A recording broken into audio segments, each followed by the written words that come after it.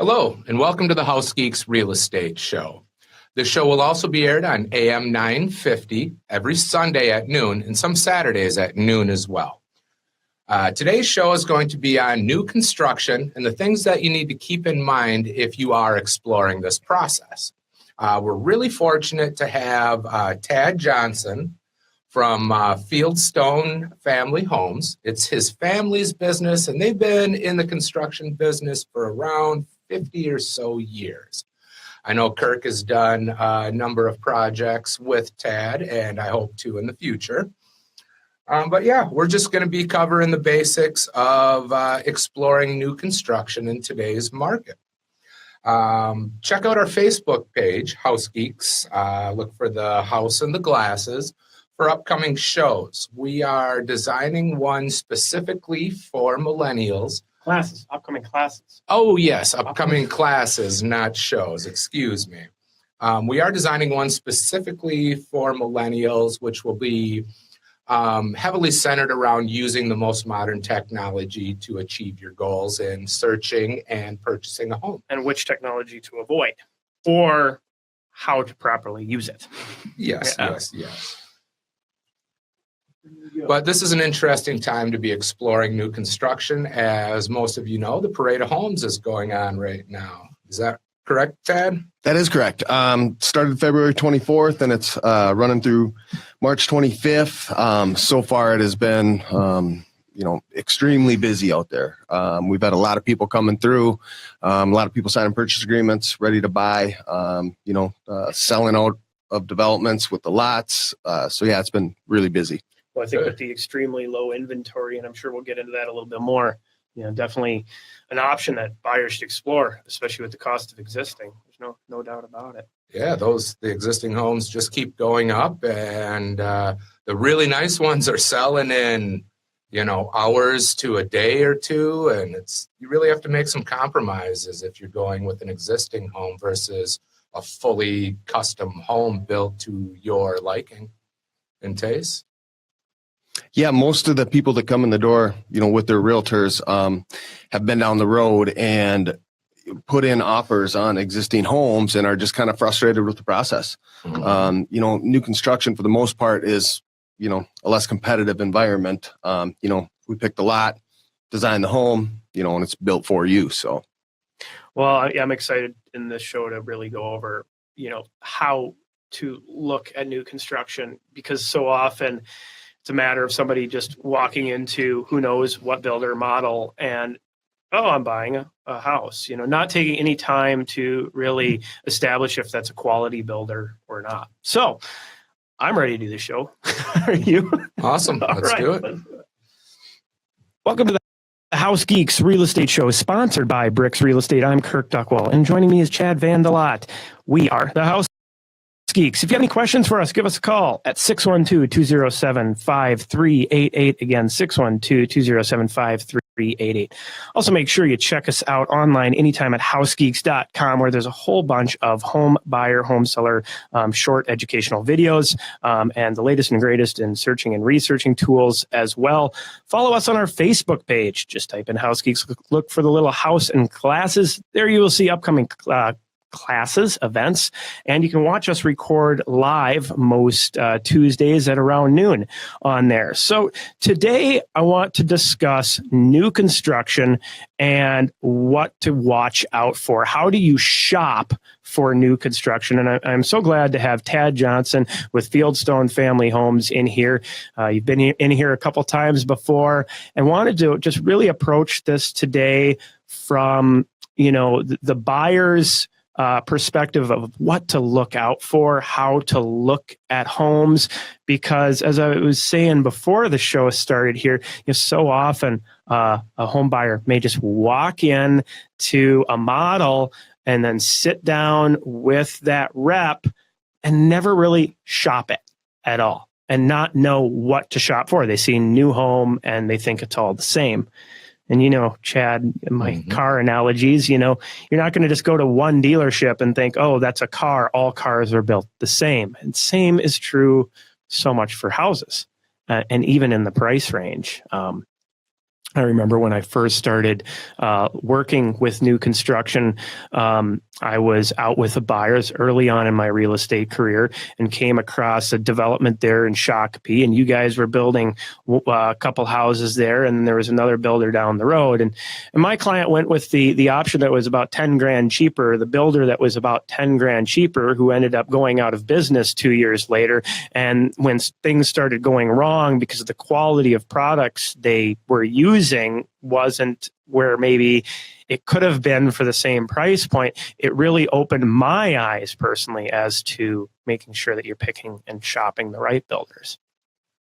So, especially with the competitive market that we're in, don't ignore this conversation as a buyer. You may not think right now that new construction is an option. I'm just going to go out and find a house. Then you step into the market. It's super competitive. You lose a few houses in multiple offers where people are probably overpaying for that house. And now new construction comes up. And that's where you want to take the time and make sure you're talking with your realtor or a builder about looking for a builder or doing this correctly. Because as we've discussed, it's one of the biggest purchases most people ever make. Just as if you were shopping for a existing home, you want to do your due diligence for new construction. You started to talk about products going bad on a new build. And first thing that came to my mind is the warranty that comes along with building new construction, which is different than buying an existing home. And Tad, I know we've had this conversation before, but can you tell us a little bit about the standard new construction warranty in Minnesota, and then maybe what other companies may do above and beyond the warranty, and maybe talk about the case that Kirk just talked about where a builder goes out of business. And I think there are some protections, I know. Yeah. So if you can touch on that a little bit. Yeah, absolutely. When you're out looking for a builder and interviewing builders, this is something you really want to talk about. Sometimes it's an afterthought for buyers. I always recommend that you're looking for a builder that not only has a warranty better than what the state requires, but also is looking to purchase a third-party warranty on your behalf as part of their standard build. That way, if for some reason that builder either goes out of business or chooses not to build homes, you still have a warranty protection. The other nice thing about those are a lot of times they're transferable. So, if you have a 10-year structural warranty and, 5 years goes by and they call one of you guys and say, hey, we want to sell our house now, you can actually sell it with that warranty in place.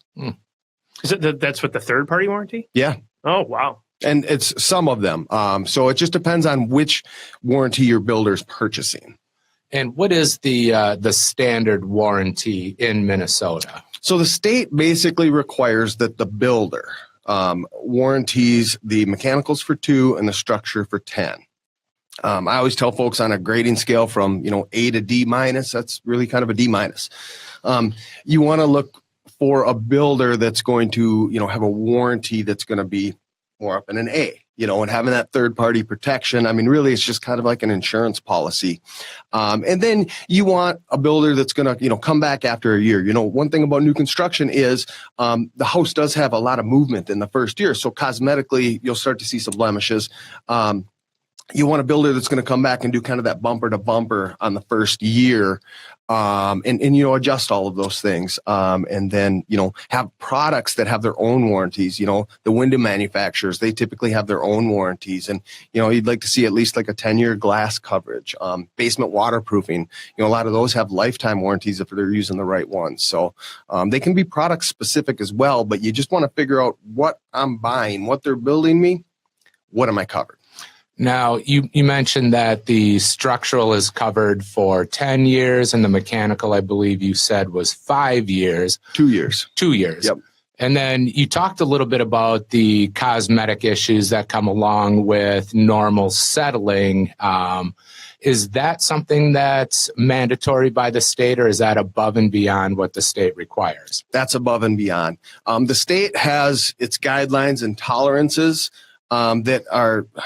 they're pretty bland, where when you sit down with your builder and go through their warranty policies, you can find out what's acceptable for that builder as opposed to just acceptable to the state. So I remember last time you were out, you brought up a point I never really put a lot of thought into, and that is with new construction, you're buying new. I know it sounds simple, but people will take into, oh, well, isn't there an instant depreciation when you buy new construction, or you're paying a premium for new construction? When you start looking at, you have new insulation, new windows, new standards, new furnace, high efficiency, this, that, and the other thing, you're actually saving money on these, what may be a much higher cost of, like when I moved into my 1964 house, I probably have put in about $30,000 in the last 4 years in different things. Okay. So, if that was a new house, none of those items that I needed to address would have ever come up. So that can be a reason to maybe open that door to new construction, and then just the monthly savings cost on it. Yeah, I mean, on an energy efficiency side, at Fieldstone, we have all of our homes tested at the end. They actually come out and we hire a company, they come out and they inspect it at framing, insulation, and then they do a final test at the end, and they give us a HERS rating that we give to our clients. For example, Minnesota code, this is once again where you can build to a D- or you can build to an A. Minnesota code passing is typically average around 100 for a HERS score. Your average builder is coming in at about an 80. Most of our homes that we build are coming in the 50s. So if you're at the lower, the better. The lower, the better, correct. So the difference from 100 to 55, that's 45% more efficient to Minnesota's code.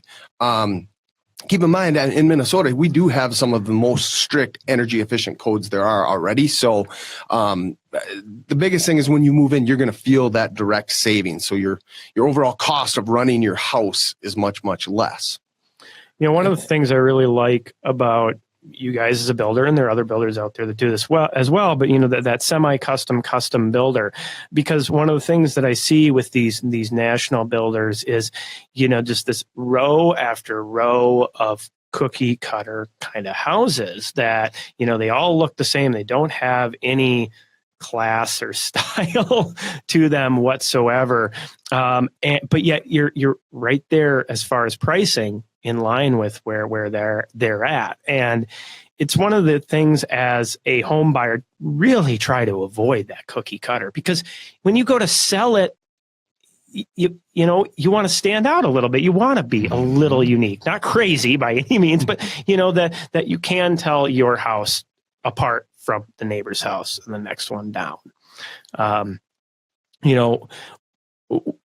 Do you find that it's more costly to go the semi or custom build route?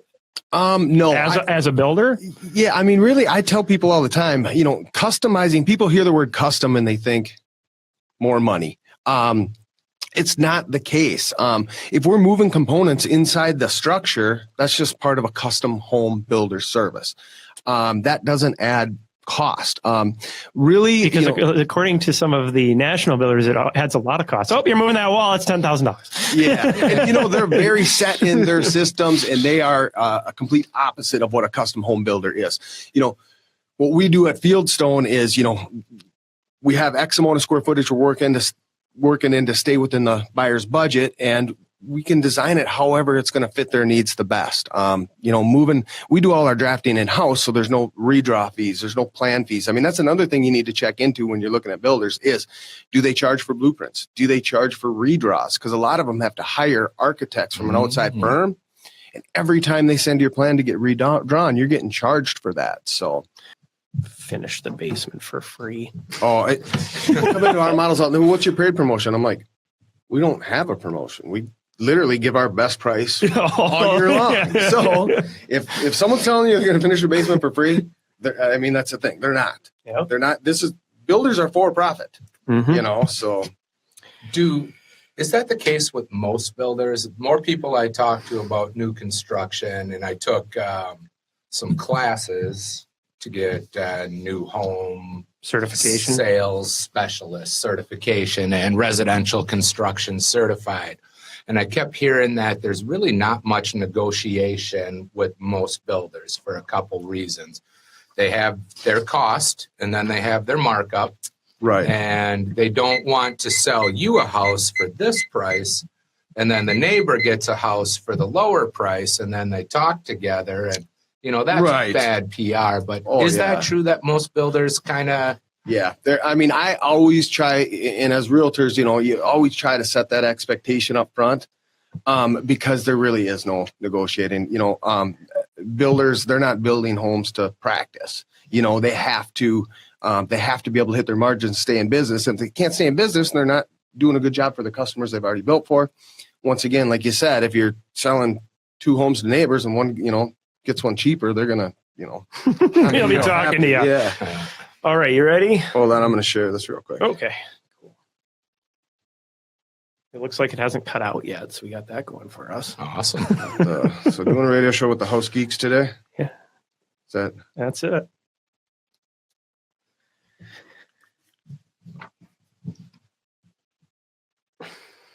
All right. So that should have gone through. You're listening to House Geeks Real Estate Show on AM 950, sponsored by Bricks Real Estate. If you have any questions for us, give us a call at 612-207-5388 and 612-207-5388. Today, talking about new construction and what you need to know. I have Tad Johnson here from Fieldstone Family Homes. Thank you for coming out. Thank you for having me. So kind of talking about the process a little bit of how to shop for a home, a new construction home, or how to consider it, what to be aware of. And we talked about the cookie cutters and the promotions a little bit. Another thing is, I think is making sure that you are building a home that has added value to maybe the other homes, the other builders in the area, in case you do need to sell. Now, whether that's quality of build, maybe you did an upgrade that makes you stand out a little bit more. Or maybe it's one of the more select lots in the neighborhood. Right. A lot can be, so, whether it's a lot with a view, a lot on the pond, a lot at the end of the cul-de-sac, and if those aren't available in that neighborhood, maybe look for a different neighborhood. You need it's worth it, and here's why. If it's 2 years down the road and that development is in phase 2, phase 3, phase 4, keep in mind when I'm talking about these phases, is they're just building out around you, and you need to sell. Now you are competing against the new builds. And what is it besides maybe prices have just gone up a little bit that will make you stand out? And if those other homes down in phase 2, phase 3 don't have the premium lot or don't have that there, now there's a reason somebody wants to come and buy your house. Yeah, I've, just to piggyback off that, I've designed homes in the same neighborhoods that, the inside layout may be very similar, but from the street, the curb appeal are totally different. You can't even tell that it's the same footprint that we use. So, that's part of the custom side where you can help design not only the interior, but the exterior of the home. Yeah. Yeah. Getting to that. I know we talked about it a little bit before, and if you can't tell by now, I'm not a huge fan of the big national builders. Find a local custom builder. Okay, whoever that might be. Obviously, I'm sure Tad would love it when they have in Fieldstone. But find somebody who's going to care and take the time to really work with you. That you're not just a build and they're throwing up 15, 20 houses. I go out to your developments, and typically there might only be 2 or 3 going up at any given time. At least that's what I've seen in the past. In that particular development, not 15 in a row. 20 in a row that these things are just going up, and you're just one more number out there. Because I think that one-on-one is really important. How many times would you say typically you end up meeting with a potential client prior to that hole even being dug? Everyone, Well, no.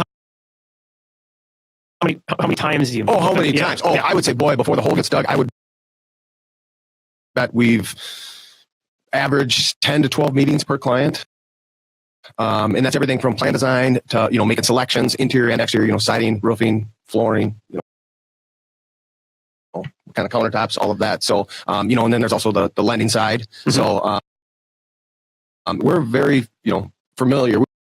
We want to make sure all those decisions are made, before we break ground. We don't want to make an impulsive decisions out on the job site. And one of the things that I really appreciate about how you guys go about the process is there's not this, you get to the hole being dug, the framing is up, and they're putting in the kitchen. Oh, we want to switch to this. We want to add this. We want to do this. Now, granted, I get that sometimes the buyer's going to change their mind. That happens. But I haven't seen this whole slew of upcharges, as the process. It's like these things weren't picked ahead of time, or time wasn't put into helping the client pick them. And so now they become upcharges. I went to a closing table one time, and it was about $25,000 plus that they had upcharges at closing. That's a lot of money to come up with. Yeah. And I've never seen that kind of problem with where, what the process you guys do. No, I mean, once again, when you're interviewing builders, talk to builders about how they handle their change orders. Mm-hmm. We don't ever want to do the work and then send you a bill for it. We want here's a price for it, and now you give us permission to do that work. And whether that's the build or a change on site, anything that we do, we're going to always have you sign off on it with a price saying, hey, here's what it is to make that change. And then from a builder perspective too, if a lot of changes are being made as the house is being built, there's a lot of things that have to fall into place, I'm guessing, when a house goes from conception to completion. And there's a lot of variables in place, such as Mother Nature, that can slow things down. So if you don't have a clear understanding of what materials need to be ordered and there, by changing things down the road, I imagine that can affect subsequent contractors that are scheduled to be in on a certain date, because one part of the project was expected to be done at this time. And if changes happen, it can throw the whole chain of events off sometimes. Absolutely. Change orders can add, time to construction schedule, due to ordering products or just having to possibly do some, remodeling, cut out a wall that's already there and put a window in it. So we really spent some time up front trying to limit those. Mm-hmm.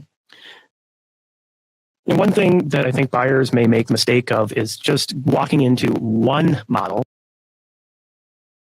and assuming that is that the layout or colors, styling, cosmetics that builder does, and that's it. It'd be like going to the Toyota lot and they only make red Camrys, right? But people will do that. I don't like this. I don't, and just bypass. I highly recommend, if you're shopping builders and you're going about this process the correct way, that you're going out and looking at maybe two or three, four different models that they have to kind of get a feel of not only the cosmetics, and keep in mind, custom builders, they can change the cosmetics, and so you don't have to like everything about it. Really what I'm looking at is quality, right? And that's where I think it's super important to make sure that you go out and look at some homes maybe that are in the rough-in stage as well, to see what are the materials that they're using, what is behind those walls. And I don't think there is a reputable builder out there that would have a problem with you if you said, hey, I want to come out and see this. And what I mean by rough-in is that it's framed up, maybe the sheathing's up, and they're starting around plumbing and electrical, and that's being put in there. So you can kind of really get an idea of what's in it. We do need to take a quick commercial break, and I want to talk a little bit about maybe some of the materials and how you guys go about doing things that I see as being ahead of the curve, and what to look for as a buyer as you're shopping that. If you have any questions for us, give us a call, 612-207-5388. Again, 612-207-5388. Check us out online anytime at housegeeks.com. Again, that is at housegeeks.com, and follow us on our Facebook page where you can see upcoming classes, events, and much more. We'll be right back.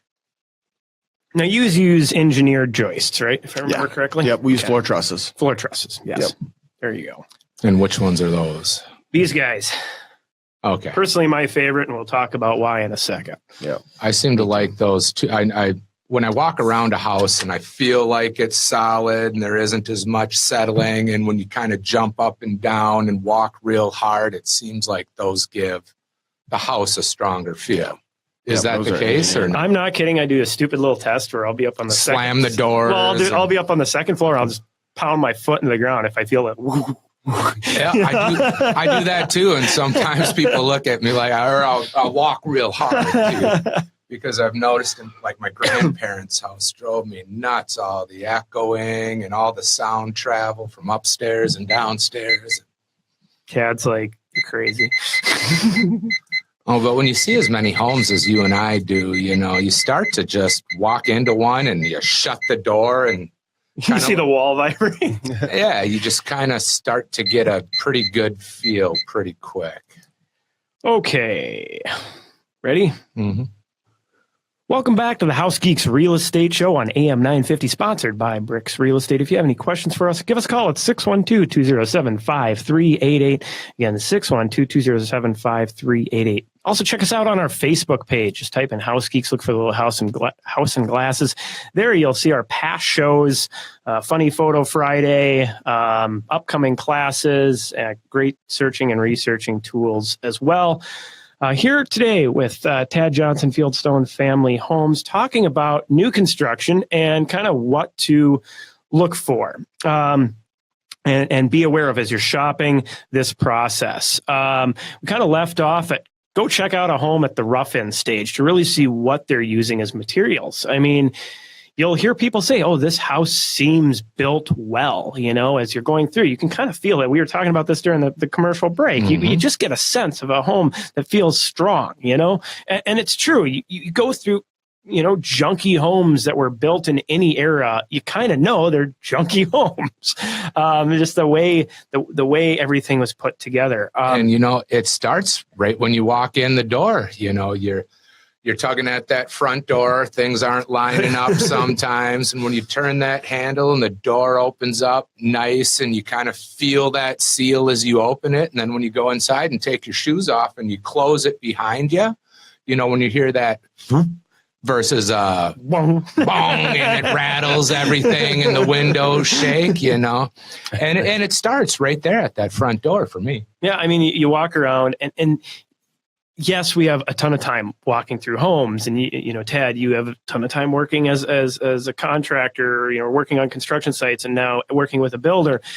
But honestly, a lot of the stuff buyers can look for. I mean, walking into a home and just knocking on the doors to the bedrooms. Are they solid core? Or are they hollow core doors that the builder is using? Simple test, going down to the basement and looking at what type of floor joists somebody is using. And so a floor joist is, the stringers that run across in the basement that hold up the floor for the next level. So if they're using 2x12 or 2x10, some 2x10s were common for a while. Yeah, 2x10 lumber, which I still see builders doing, right? So, okay, they're really going on the cheap here to put in that flooring system versus I think you guys use the engineered trusses, right? Yes. Yeah. Yep. So that is basically, think of it as like a roof truss system, but it's meant for the floor. And what it allows you to do is run the plumbing through it, run the HVAC through it, and it creates a really strong load bearing capability. It doesn't, by using that, allow you to spread more load to the exterior walls to create that more open layout. Yeah. We can span those a lot further. 2x10s, you really can't span more than 15 feet. Mm-hmm. And that's, clear span, opening to opening. So it really limits you on what you can do, like on a 2-story with a basement, because you have to have bearing walls all over the place. Number 2, once again, you have to run all your mechanicals below that floor system. So when you do go to finish it, you have to frame soffits around all those mechanicals, and it lowers your ceiling height. with a floor truss, we use 18-inch floor trusses because with an 18-inch, we can get all of our mechanicals inside that cavity. So now when you finish your basement, you have a flat ceiling. They span so much further because they're actually engineered. They're designed by an engineer. And then they send them out to the specs of that house. So they're custom built for that house. So it's really, I don't even know what to compare it to other than it's the difference of having a floor that's designed for your house or a floor that's just kind of built on site. Right. Yeah. I mean, you definitely can notice the quality difference. The other thing to look for is, what are they using for the exterior sheathing on the home? Is it just some particle board or, is it OSB? What type of product are they, is a builder using? The window type, that's really important. How thick is that, the panes, what brand, what quality, we see a huge difference, especially in townhomes. Oh my goodness. Oh, townhomes and the homes built in the early to mid 2000s too. I saw a lot of homes that you see now, they're only 10, 12 years old and the seals on the windows are broken. And if you grab them, but the locks don't line up anymore. And if you grab the window, you can actually move it around in the space because they use such thinly milled vinyl, and that vinyl shrinks and swells. And then you go into a custom home where you close the door and everything stays nice and tight. Then you look over at the window and maybe they're using, some kind of Anderson composite material or really nice thick milled vinyl with rounded edges on it. Yep. Yeah, and going down and just going into the basement and see what are they doing for the foundation. Is it block? Is it poured? Is it insulated? Things like that. Is it insulated on the exterior or on the interior, or both? Yeah. Are all homes insulated on the exterior foundation now, or is that something people do above and beyond? It's above and beyond. There's a minimum code that all builders have to hit, and how they get to that is kind of through their own discretion as long as they get there. Some builders insulate just strictly on the outside. Some do on the inside and outside. Some do just on the inside. Really, it just kind of comes down to each wall, because like with Fieldstone, we try to get an R10 on the outside where code minimum's an R5. But a lot of times we can't get all of that on the outside, so we have to split it. So we'll do an R5 on the outside and an R5 on the inside. And that gets us to that R10. Which translates to these basements where you go down into them and they don't feel like cold. An old basement, they feel a little warmer and they put a little more thought into the light. They feel a little brighter, a little warmer, just more comfortable to be in. Yeah. I mean, creating a much more livable, friendly space and helping you hit the HERS score, helping that energy efficiency, retaining the heat there. Because once that concrete gets cold, now it takes a lot to heat it up. Check a buyer, just what kind of insulation are they using? What are they doing for that and the amount of insulation? Is it spray foam? Does it blow in? Is it fiberglass? And the quantities is important to look at. What kind of mechanicals is somebody putting into the house? Are they going on the cheap there, or is it something that really high efficiency, good quality products? Probably one of the biggest things that I would recommend is reviews, and not just one. Okay. And not from the builder's website. Do a little research and really dig in, because so often you'll see a one negative review, and that'll be number one because people are searching for negative reviews, followed by 100, 200, 300 legit reviews, and you start to realize, oh, that person might just be crazy. So take the time, really do your due diligence as you're trying to pick a builder. Alluded to this a little bit earlier, but when you walk into a home, don't get stuck on that builder's that models or that particular home, whatever style and finishes. Okay. That was picked by a designer that wanted to do that. And the builder said, yep, I'm going to do that. It's not, that is just what the builder does. Unless maybe it's one of these national builders and you have three choices and you can just go around to the three models. Okay. A good custom builder. Prime example is that client you and I are working with right now, Tad, that, stepping outside the box a bit on, what we're doing for that design.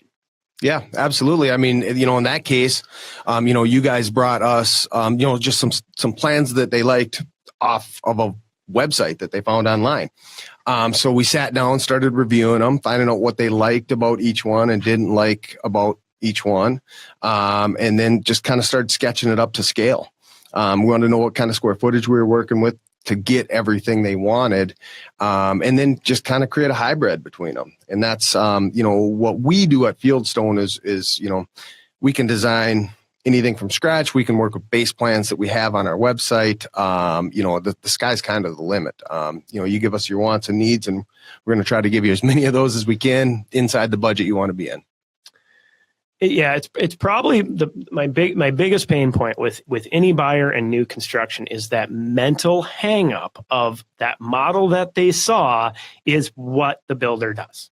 And it's just, with any custom builder, that's usually not the case. They can order different products that maybe if you have a preference, and like you say, bring you a couple pictures of what you like, or design, whatever you might see, Pinterest, you name it, because it can be incorporated in there for whatever it might cost, but right. To do that. A couple minutes before we take our next commercial break, one of the big things is that initial costs and what that purchase agreement is, to make sure as a buyer that you're reviewing the contracts, taking the time, maybe, hey, can we look at this before we sign it, to see if there's any predatory language in there. What happens if the homeowner wants to do a home inspection? How is that handled? Is there costs for drawing these plans up ahead of time? Is there checkpoints where costs start to add up? And just to verify, so you're not really surprised in this process. And like, I can't remember, You guys use a new construction purchase agreement, yeah. right? Yep, we do. And what I advise people is, the new construction purchase agreement for Minnesota is very bland. It doesn't really get into a lot of details. Most builders or builders that you want to be working with are going to have their own addendum that's going to lay out specific things to new construction, but also specific to how they handle those situations, whether it be allowances, change orders, selections, any of those things that are specific to new construction. It's important that your builder has checks and balances and, ways of getting you from point A to point B, without you having to just figure it out for yourself. Yeah. So taking that time to know what you're getting into, because you don't want to get down the road and have surprises, costs that were unexpected that may cause, extra headache that you're not really prepared for. So, kind of to recap, just take your time with this process, shop it around a little bit, look at different, many different models from each builder, get a good feel of pricing, figure all that out, what change orders are, what are their upcharges for, the model that you went through, is that a base price model or was there a ton of upgrades in that, the price they talked about? Is we see that all the time. Well, we're going to take a quick commercial break. When we come back, we'll discuss a little bit about what is going on with kind of home styles today and parade of homes and all that fun jazz. So if you have any questions for us, give us a call, 612-207-5388. Again, 612-207-5388. We'll be right back. Welcome back to the House Geeks Real Estate Show on AM 950, sponsored by Bricks Real Estate. If you have any questions for us, give us a call after the show. It's 612-207-5388. 612-207-5388. Again, 612-207-5388. Talking with Tad Johnson and Fieldstone Family Homes today. Yeah, so since the market is super tight with inventory, why not go out, buy yourself a nice brand new Fieldstone twin home or detached home, and then give us a call. We'll help you sell yours because the market's really good. No, talking about homes, you guys have quite a few models out for the parade right now. And one thing that I see in those models that I haven't seen in the years past is the style. That is really kind of taking over, which doesn't surprise me because it's one of my favorite styles of homes. But what do you have right now as far as the parade and some of the trends that you're seeing out there for building right now? Yeah, in the parade right now we have 8 models. 5 of those are ramblers or ranch or single level living style homes. For the last 3 weeks I've been in models almost every single day. And I cannot tell you how many times people walk through the door and say, we're out looking at ramblers today. Mm-hmm. Not we're out looking at homes, not we're out, just checking. We're out looking at ramblers. It never used to be that way. We used to have to really fight with builders to get them to build a rambler model because they just didn't sell. Everybody wanted 2 stories. People that have lived in 2 stories now for a while are going, well, we got all this square footage. That's great, but we got to heat it. We got to cool it. We got to clean it. We don't need it anymore. We want a smaller, more manageable space, maybe put some more upgraded products in it just to, comfortability wise, and a lot of downsizing and a lot of people just wanting to be on that one level. And isn't it funny that, okay, let's go. So 1880s ish, big Victorians that goes into the into the teens down to the little craftsman bungalow, which then kind of goes to the 1.5 story to the rambler. Then we get to the split levels, which are a little bigger again, and then more into the 2 stories, then reverts back. In the 80s, there was a kind of a rehashing of some ramblers being built again. And then that went away in the 90s, back to the 2 stories. It's like the cycle that comes around, but it doesn't surprise me because it's such an efficient layout overall, the general concept. It's the house you can be in forever, in a sense, right? Absolutely. Knee problems, back problems, whatever it might be, you can live on one level, but it's not your grandparents' rambler anymore. Right. That's the best way to put it. These, and we talk about the engineered floor joists and the truss systems. It's not a galley kitchen, Right. These things are big, typically open, nice floor plans. We hear about open concept. I want open concept. So there's really only 2 styles of homes that you can build where you can really easily get an open concept, and that's either a rambler or a split level, something like that. So it helps with that. So what are we seeing as far as areas where your guys' models are and price ranges? Yeah, right now we have models in Maple Grove, New Prague, Cottage Grove, Farmington, Watertown, Lakeville, Savage, Albertville, Brooklyn Park. Really the further out, the Watertown lots we have right now are the least expensive. We can put together some really big, home packages out there for, really good prices. The closer you get into the cities, obviously the higher the lot cost goes up. Our Cottage Grove development, we're going to be sold out by the time the parade's over. I'm down to 8 lots out there. And, it's just, people are really coming and looking at new construction as an option, especially during the parade. I think it's brought people in to the buying pool. Well, what are you seeing for like that Cottage Grove development? Because that's an area I've been really curious about watching existing prices versus new construction. So what's kind of that starting price point for the new construction there? So our model out there, it's a 1,551 square foot rambler. Okay. It's $375 with an unfinished basement. 1,500 square foot. Yep. Okay. So 15, and most of the ramblers we're designing nowadays are between, this is main floor square footage, 1,300 up to about 1,700. We are still doing some 1,800 to 2,200, but really people are I mean, it really is the thing to. Well, I think small because I'm used to when I think Rambler, Bloomington, Richfield, Roseville, places like that, and I'm thinking 1,000 square feet. So 13 to 15 is big in my world of Ramblers. Yeah, and in that we're putting 3 bedrooms, 2 baths. You're getting a big kitchen, dinette, great room area. That open concept. Keeping the laundry room upstairs. On the main floor, and even families are buying Ramblers right now, young families. Obviously there's still that need for 2 stories and splits. But it just really seems like 80% of the people that walk through my door right now are the first question is they're asking about different Rambler plans we have. Wow. What a shift from 5 years ago. Yeah. Where that was, or going farther back.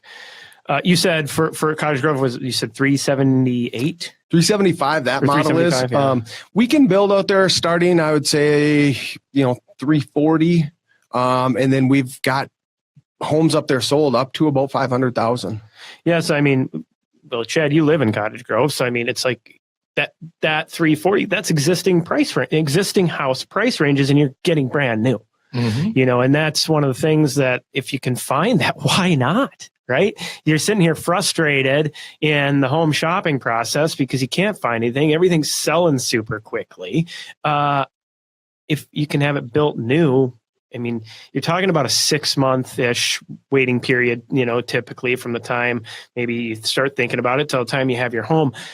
I've had plenty of clients that go, new construction, that's too far out. By the time they're moving in, they could have built, because you think about it, okay, you're looking in a highly competitive market. It might be 3 months before you find something. And then who knows how long your closing time frame is. And so talk about the time of real estate is pretty quick. It goes by fast. And so if you can really get what you want, it's definitely an option to consider. And one thing that you guys do that I think is awesome is you do a lot of you can do open lot builds, right? Yeah. And so what that is if there's a lot out there that's not tied to a development that you can come in and build a house. There are some things I'll recommend being careful about if you're going to go that route over a development, because you've got to be careful of what style of home, what value of homes in that location. But for somebody who is maybe looking to be a little closer in, that is an option that they can look at. So. Oh, absolutely. It opens the door for acreage builds, builds in the city, maybe tear downs, lake lots, things like that. Quite a few of the builds we do are offsite builds. So what percentage would you say? I would say probably about 50. Wow. Yeah. Okay. And I always recommend to people, if you're looking at a piece of land to build on, get me involved as soon as possible. Yes, most definitely. That's a huge part as we're shopping around for it. Well, I'd like to thank you again, Tad, for coming out and talking with us about building and what you guys do and some of what you're seeing. If you have any questions, you can give us a call, 612-207-5388. Again, 612-207-5388. Check us out online anytime at housegeeks.com. And follow us on our Facebook page. Type in House Geeks, look for Little House and Glasses. You'll see upcoming classes and much more. Funny Photo Friday, which I've been having a lot of fun with recently. We'll be back again next week.